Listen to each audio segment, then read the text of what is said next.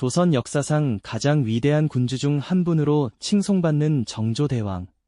백성을 사랑하고 나라를 개혁하려 했던 그의 노력은 오늘날까지도 많은 이들에게 깊은 울림을 전하고 있죠.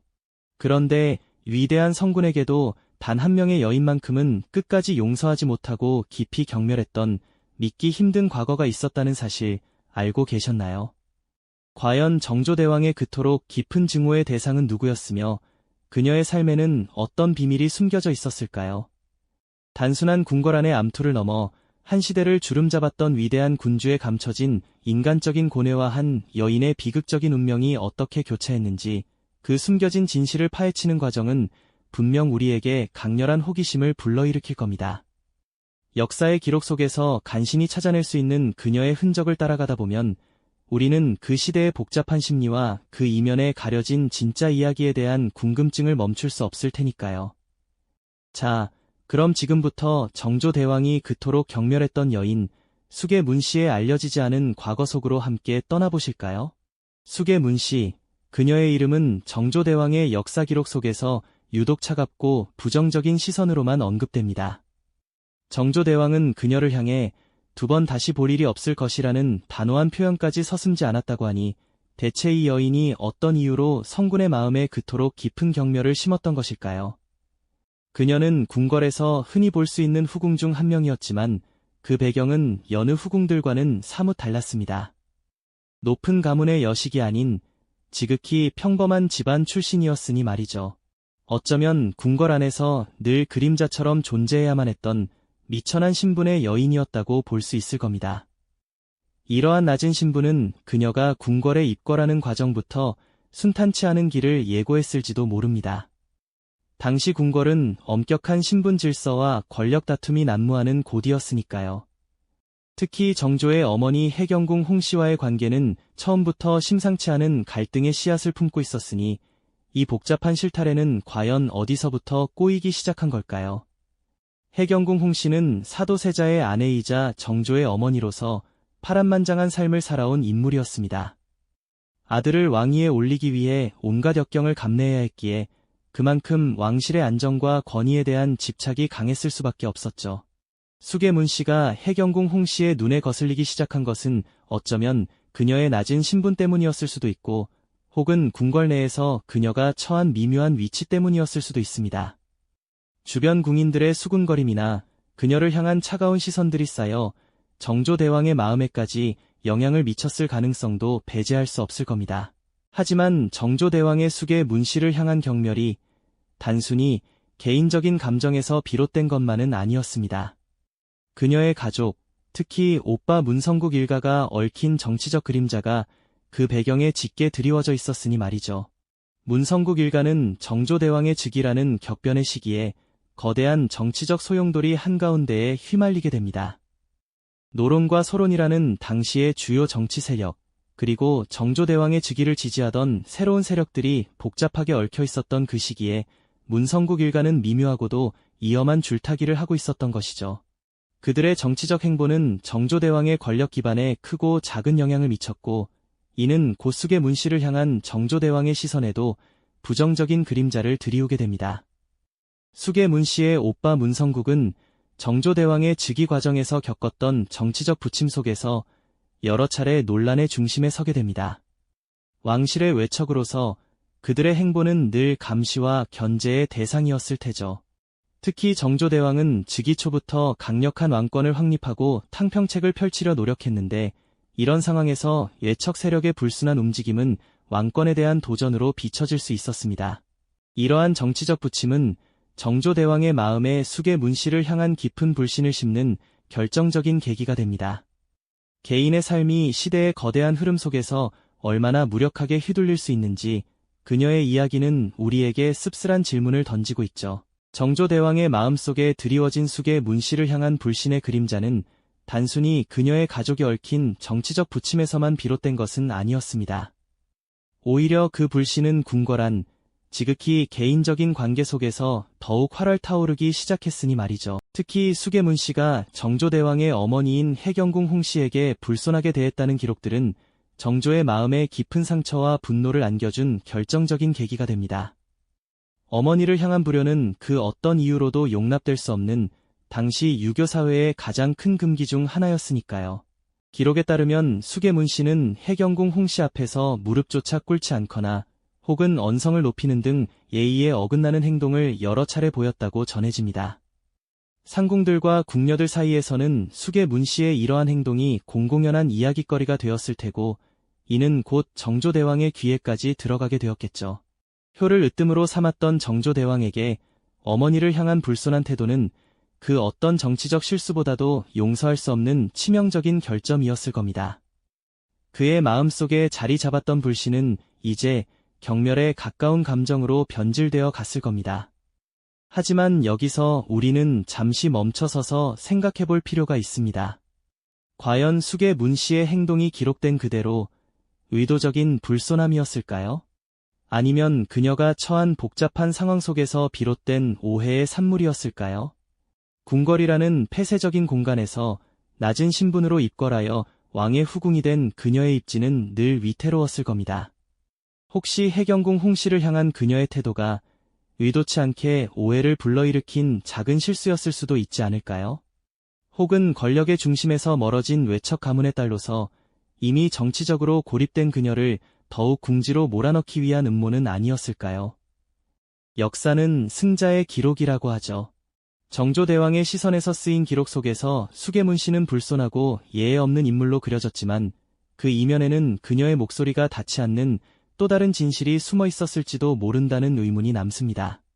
어쩌면 그녀는 자신의 처지를 방어하려다 오히려 더 큰 오해를 샀거나 혹은 궁궐 생활에 익숙지 않아 본의 아니게 실수를 저지른 것일 수도 있습니다. 정조대왕의 마음속에 이미 수계문 씨를 향한 부정적인 감정이 싹트고 있었기에 작은 행동 하나하나가 더욱 크게 비춰졌을 가능성도 배제할 수 없죠. 이뿐만이 아닙니다. 수계문 씨가 정조대왕의 총애를 받던 다른 후궁들을 질투했다는 기록 역시 그녀를 향한 정조의 불신을 더욱 키운 요인으로 작용했습니다. 후궁들 사이의 질투와 암투는 비단 조선시대뿐만 아니라 어느 시대 어느 궁궐에서나 흔히 볼 수 있는 풍경이었죠. 왕의 사랑을 독차지하려는 여인들의 경쟁은 때로는 잔혹한 결과를 낳기도 했습니다. 수계문 씨 역시 인간적인 감정인 질투에서 자유로울 수는 없었을 겁니다. 특히 정조대왕에게는 효의왕후 김씨 외에도 웨빈성 씨와 수빈 박씨 등 여러 후궁들이 있었고 이들 중 일부는 정조의 깊은 총애를 받으며 아들까지 낳아주었습니다. 수계문 씨의 입장에서는 자신에게 냉담한 정조가 다른 여인들에게는 따뜻한 시선을 보내는 모습에 인간적인 질투심을 느꼈을 수도 있겠죠. 기록에 따르면 그녀는 다른 후궁들을 향해 노골적인 불만을 드러내거나 때로는 시세 많은 행동을 보였다고 전해집니다. 이러한 행동들은 정조대왕에게 수계문 씨가 왕실의 화합을 저해하고 자신의 총애를 받지 못하는 것에 대한 불만을 표출하는 것으로 비춰졌을 겁니다. 왕실의 안정과 화목을 중시했던 정조대왕에게 후궁 간의 불화는 용납하기 어려운 문제였습니다. 게다가 그 불화의 중심에 자신이 경멸하는 수계문 씨가 있었다는 사실은 그녀를 향한 정조의 감정을 더욱 차갑게 얼어붙게 만들었을 테죠.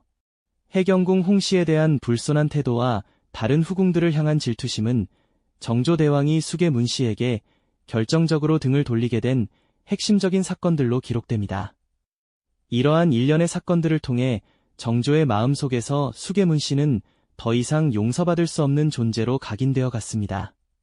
하지만 여기서도 우리는 기록의 이면을 들여다볼 필요가 있습니다. 과연 수계문 씨의 질투는 단순한 개인적인 감정이었을까요? 어쩌면 그녀는 왕실 내에서 자신의 입지를 다지기 위한 필사적인 노력의 일환으로 혹은 정치적으로 고립된 외척 가문의 딸로서 느끼는 불안감의 표출이었을지도 모릅니다. 총애받는 다른 후궁들과 달리 정조의 냉대를 받던 그녀가 느끼는 소외감과 박탈감은 상상하기 어려울 정도였을 겁니다. 그녀의 질투는 어쩌면 사랑받지 못하는 한 여인의 처절한 몸부림이었을지도 모른다는 생각도 들지 않으세요? 정조대왕은 이러한 수계문 씨의 행동을 그저 개인의 감정으로만 치부하지 않았을 겁니다. 왕실의 권위와 질서를 흔드는 위험한 행위로 받아들였을 가능성이 크죠. 특히 정조는 즉위 초부터 강력한 왕권을 확립하고 탕평책을 통해 당파 간의 균형을 잡으려 노력했던 군주였습니다. 이런 상황에서 궁궐 내의 불화는 자칫 외척 세력의 갈등으로 번지거나 왕실의 위엄을 손상시키는 일로 비춰질 수 있었을 겁니다. 숙의 문씨를 향한 정조의 깊은 경멸은 이처럼 개인적인 감정과 정치적인 판단이 복합적으로 얽혀 만들어진 결과였던 것이죠. 이제 그녀의 운명은 돌이킬 수 없는 파국으로 치닫게 됩니다. 정조 대왕의 깊은 경멸이 시작된 그 순간부터 숙의 문씨의 삶은 돌이킬 수 없는 파국으로 치닫게 되었죠. 왕의 총애를 완전히 잃은 그녀는 궁궐에서 마치 투명인간처럼 존재감을 지워나가야 했을 겁니다. 한때 정조의 후궁으로서 미약하게나마 빛을 보았던 그녀의 존재는 이제 왕의 차가운 시선 아래에서 서서히 쓰러져가는 그림자에 불과했습니다. 그녀의 거처는 점차 왕의 발길이 끊긴 쓸쓸한 공간으로 변해갔고 궁궐의 화려함 속에서도 그녀는 깊은 고독과 외로움에 잠겨야 했죠. 창밖으로 흘러가는 계절의 변화를 보며 한때 가졌던 희망과 기대를 얼마나 많이 내려놓았을까요? 개인적인 불행은 여기서 그치지 않았습니다. 숙의 문씨의 오빠인 문성국 일가 역시 왕의 노여움에서 자유로울 수 없었죠. 왕실의 인척으로서 누리던 미미한 권세마저도 정조의 냉대와 함께 사라져갔습니다. 정조는 숙의 문씨 개인을 향한 감정뿐 아니라 그녀의 가족에게까지 냉엄한 태도를 보이며 자신의 뜻을 분명히 했습니다. 이는 단순히 한 여인에 대한 감정적인 처벌을 넘어 왕실의 권위와 질서를 흔드는 어떠한 시도도 용납하지 않겠다는 강력한 경고였을 겁니다. 왕의 섰을 펄언 의지는 그녀의 삶과 가족의 운명에 지울 수 없는 상흔으로 새겨졌습니다. 숙의 문씨가 역사 속에서 종종 악녀 혹은 질투심 많은 후궁으로 묘사되는 것도 이러한 배경에서 비롯된 것이죠. 강한 왕권을 확립하려던 정조 대왕의 입장에서는 궁중 내의 불화가 정치적 혼란으로 비화될 가능성을 철저히 차단해야 했습니다. 따라서 숙의 문씨의 행동은 단순한 개인의 일탈을 넘어 왕실의 안정을 해치는 중대한 문제로 받아들여졌을 테고요.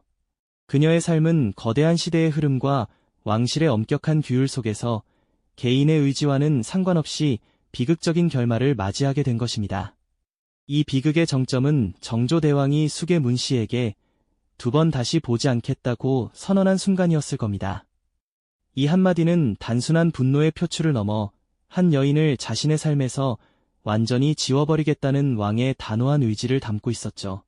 이는 숙의 문씨에게는 존재의 부정과도 같은 가혹한 선고였을 테고요.